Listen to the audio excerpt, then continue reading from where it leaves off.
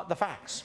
President Obama's constituents, the people who voted for him in large numbers, young people, women, minorities, they're worse off now than they were when he took office.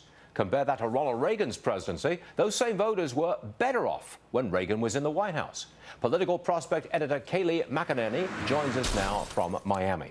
You know, we've spent a lot of time on this program, Kayleigh, telling everybody about young people, minorities, women. They are not as well off now as they were when the president took office. They are losing ground. I mean, we've detailed this. But what we come to you for is the following question. Will those people, will those constituents now vote against the Democrats? Can they move to the Republicans?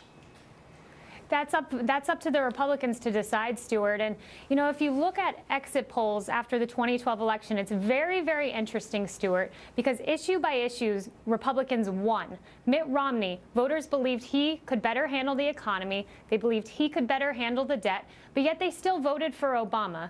And the reason for that is there is a divergent number where 53 to 43% thought Obama was more in touch with them. And that's the Republicans' problem.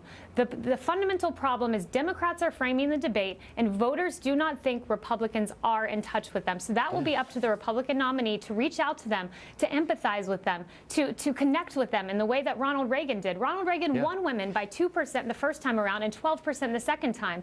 So it's that fundamental connection of we're in touch with you, we care about you, we care about your husband having a job, we care about millennials affording college. But the Democrats are framing the terms of the debate, and that's the big problem, Stuart. Do you see any Republican on the horizon? I'm not asking you to pick sides or anything, but do you see any Republicans who really are reaching out and empathizing and bringing out strong feelings, positive feelings on the part of those constituent groups?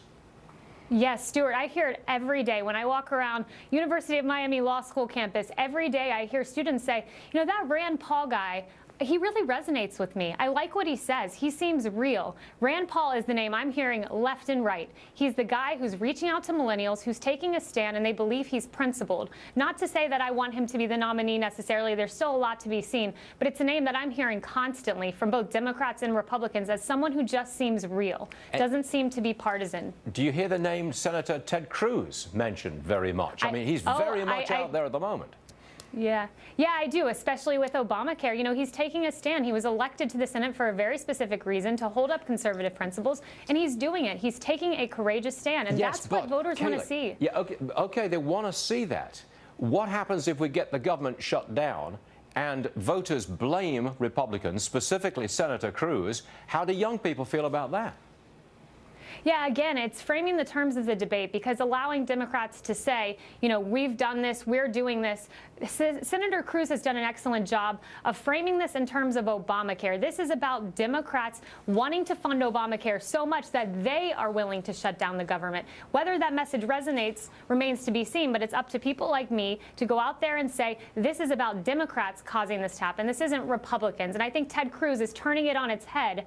And I think it's good. I think it's good, but it needs to catch on, and that depends on people like me, people like you, people in the media, going out there and saying this is what it is. No, I'm old, Kayleigh. I mean, I'm really old. I'm sorry, I'm not in that group. You're not that old, Stuart. Oh, come back anytime you like, Kayleigh, anytime you like. Kayleigh McEnany, everybody. Thank you very much, Kayleigh. We appreciate your time. Thank you. Thank you, Stuart.